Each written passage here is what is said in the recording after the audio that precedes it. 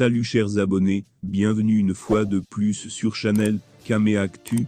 Veuillez vous abonner à cette chaîne pour plus de mises à jour. Valère Bessala, Macron peut avoir le dessus sur le président Paul Biya, qui résiste désormais à la France. L'homme politique appelle le prochain successeur de Paul Biya de continuer dans cette logique de bras de fer avec l'ex-métropole coloniale. Dans l'émission Club d'élite de ce dimanche 8 mai 2022, Valère Bessala, le président du parti Jouvence, revient sur la dernière réélection d'Emmanuel Macron en France, et l'impact que cela peut avoir sur un pays comme le 237, Cameroun. Fermez les parenthèses. L'homme politique croit qu'avec le départ de la force Barkhane au Mali, le Cameroun doit être sur le qui-vive. La France au Niger, c'est se rapprocher du Cameroun, clame-t-il dans l'émission Club d'élite sur Vision 4. Nous devons déjà réadapter notre politique internationale, savoir renforcer notre sécurité. C'est vrai que le président a signé des accords avec la Russie. Il est donc important pour nous de savoir que nous surveillons plus